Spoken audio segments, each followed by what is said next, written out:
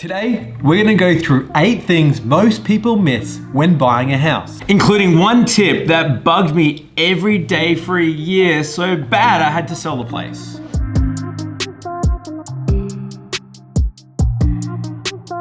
So tip number 1, think about tomorrow. Yeah, I had this when I bought my place with my wife a couple of years ago. We bought a nice townhouse that didn't really have a backyard that was perfect for us at the time. But we didn't really think about the future, and we've been married since, we've had a couple of kids, and completely grown out of it. That's right, Jayden. It's easy to fall in love with a property and not think about the immediate future. So it's easy for you as a young professional couple to think about the here and now, but you didn't actually think ahead for when you had a family.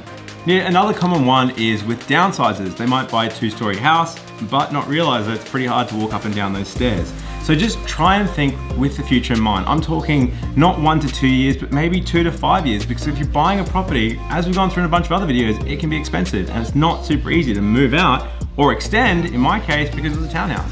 Tip number 2 is check out the neighborhood. That includes the traffic, the noises, the parking, and even the neighbors. Yeah, seeing the property on a map is one thing, but being stuck in school traffic every morning is something else. And this happened to me.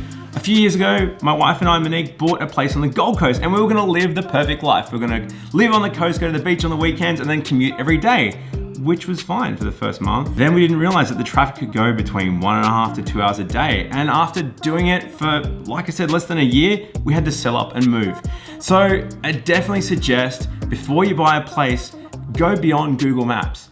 In some cases, I kind of wish I'd actually just spent a month down the Gold Coast and did the commute myself. It would have been actually a really good way to get a feel for what it's like being stuck in that commute for every day of the working year. So Jane, I've even had buyer's agents sit outside properties at all different random times. So if you like a property, go and check it out, see what the neighbors are like, walk around, knock on the next door neighbor's door and just get to know what the area is like, what the street's like. Because there's nothing worse than moving next door to the party house and every Saturday night hearing the doof doof and not being able to get any sleep. Don't pretend now. So you would have liked to have that in your younger days?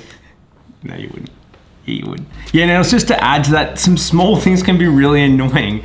Things to check out are, go to the house after hours. Some houses have crazy noisy air conditioning units that'll keep you up at all hours. You can have a street light out the front that goes straight into your bedroom window, or the crazy neighbors. All that stuff can really help. So go there outside the inspection hours and just check out what it's like. The third one is think about the floor plan and where the laundry is. Yeah, it's a funny thing that I read a real estate agent commented that most people don't even ask where the laundry is in the house. And I think that's pretty common. You go to an open house, you run through, you check out, and you're like, oh, that's pretty sweet. Then you go home and you make an offer without really thinking about the floor plan, how it's laid out, and even how you can entertain in the future. And there's nothing worse than having the kitchen in an awkwardly positioned place in the house, particularly if you've got an entertainment area on the opposite end of the kitchen.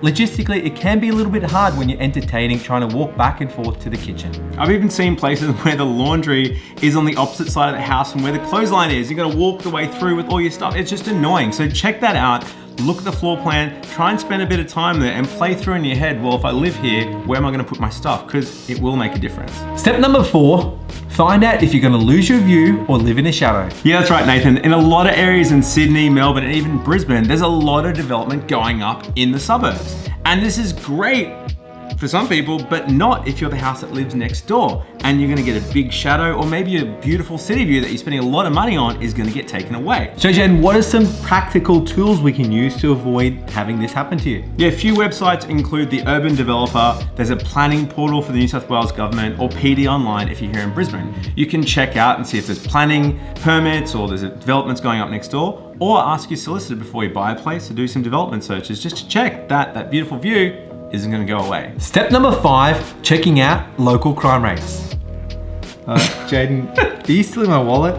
Yeah, this is something that we don't get asked all that frequently, but when we do, it's an interesting one because it's something that most people don't realize. The reality is some suburbs have higher crime rates than others, but how do you find out where to go and where the stats are coming from? So there's a heap of websites you can go. The local police usually have it on their website. There's also a website we found out called Numbeo. We'll put the link below. That's pretty cool. You can even kind of check out and get a feel for it in the suburbs. If they've got big bars on the windows, if there's not a lot of stuff out in the street, you're probably gonna know it's a bit rougher than others, but definitely use the data to your advantage and know what you're getting into before you buy a place. Tip number 6, If you're buying a unit, always get body corporate and strata reports. Yeah, Nathan, we've seen this a couple of times with the Mascot Towers, a couple of other places in Sydney where buildings literally falling down.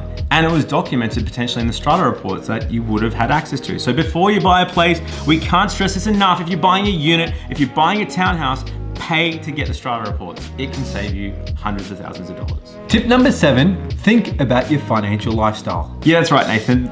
As much as people make jokes about sacrificing avocado on toast to buy a place, you don't want to be buying a place and then struggling day to day with making your payments, not being able to go and see your friends, and actually not being able to eat out. It isn't fun. So what are some tips you've got for just managing your financial lifestyle and thinking that step ahead beyond just having enough in deposit and the bank wanting to give you money? Now remember, the banks are always going to lend you potentially more than what you're actually comfortable in repaying. So it's always wise to do a mortgage on training wheels. So what do we mean by that? Well, if you're wanting to buy a property for say $600,000, you've got $100,000 deposit and you've calculated all your costs and you're going to need to borrow $520, well, why don't you work out the repayments on $520 and then stick with that for the next 3 months. Let's say it's $550 a week as your average loan repayment. And if you're only paying $350 in rent at the moment per week, well, is that going to be affordable long term? Yeah, Nate, a mortgage with training wheels like this, just doing a simulated mortgage repayment can really help you get in the groove and work out what it's going to cost you. And also you've got to factor in the ongoing costs of owning a house. We've got a video on that. We covered that recently. So check it out in the comments below and that'll take you through everything you need to pay for after settlement. Step number 8, check the flight path. Yeah, if you live in Petersham and some of those inner city suburbs in Sydney, you're going to be acutely aware of the flight paths. But in other cities like Brisbane and even Melbourne, you might not think about it too much. In Brisbane in particular, the flight paths are changing. There are tools available to this because they can change between the days and actually even between the seasons. Nathan? Well, that's right. As Jayden said, there's a new flight path coming in Brisbane. If you jump on bneflightpathtool.com.au, it's a great little tool where you can look at the current flight paths and the new flight paths when the new runway comes in. And it gives you an idea if you might be in a suburb that's going to be affected. So that's it for today, guys. If you've liked today's video, please like and subscribe. And as always, thanks for watching.